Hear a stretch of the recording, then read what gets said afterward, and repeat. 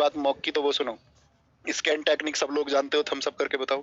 Mock mock जितने भी लोग दे रहे हैं, मिनी मॉक दे रहे हैं। बच्चे आपके पास थ्योरी नोट्स होंगे अपने, थ्योरी नोट्स में रोज का टारगेट बनाओ। रोज का टारगेट मैंने कहा 1/4 टाइम आपका जीएस के लिए दे दो।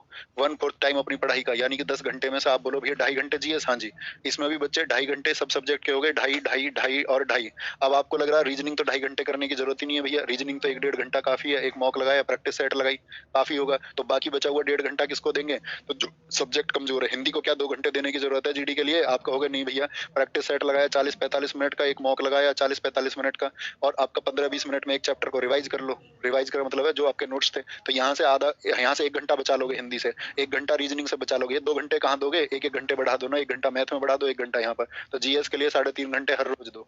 ठीक है, अब बच्चा पता है रीजनिंग अच्छी कर रहा है, तब भी उसको करने में लग रहा है, तब भी करने में लग रहा है। ठीक है, मतलब परफेक्शन होना है, वहां भी आपको करके आना 20/20, वो भी जरूरी है। लेकिन सबसे जरूरी चीज क्या है? इन 3.5 घंटे में अपना जो साथी नोट्स है ना, अब जैसे प्रैक्टिस सेट लगा लिया, प्रैक्टिस सेट लगा लिया, बाकी बच्चों का मुझे पता नहीं। जो मेरे लिए आपका अगर मैं बात करूं यहाँ पर निर्भर है, तो मैं उन्हें बनाऊं, तुमने प्रैक्टिस सेट लगाया, ठीक है, और साथ में प्रैक्टिस सेट आपने लगा लिया, 1 घंटा गया आपका इसमें। ठीक है, बचे 2.5 घंटे में क्या करोगे? बचे 2.5 घंटे में दोस्त अपने जो थ्योरी के नोट्स है ना, उनको रिवाइज करो स्कैन टेक्निक से। स्कैन टेक्निक बोले तो मेमोराइज करो क्या क्या पढ़ा था।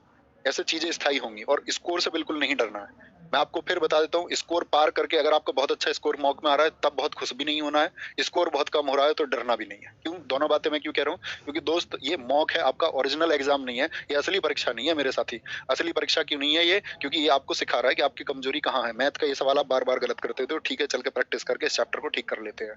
रीजनिंग के इस चैप्टर के सवाल तो मुझसे होते नहीं है, जाके चल के उसको मैं ठीक कर लेता हूँ अभी। ठीक है, जीएस में इस वाले पोर्शन के तो सवाल नहीं बनते, जाके याद कर लेता हूँ। मॉक का मतलब ये है।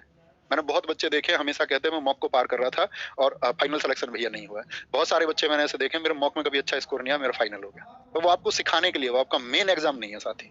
हम सब कर दो इस बात पे, इस बात को मन में रखते हुए तैयारी करना कि चिंता नहीं करेंगे इसकी, जो कुछ आ रहा है ठीक है, बस ये देखेंगे मेरी कमी मॉक के अंदर ये है। मेरा जो सिलेबस है, फिक्स सिलेबस, जो थ्योरी में मैं पढ़ चुका हूँ, उसको एक बार रिवाइज कर लेता हूँ। जो जो प्रैक्टिस सर ने बताई हुई है लगा लेते हैं, क्योंकि दोस्त आपके हित के लिए है।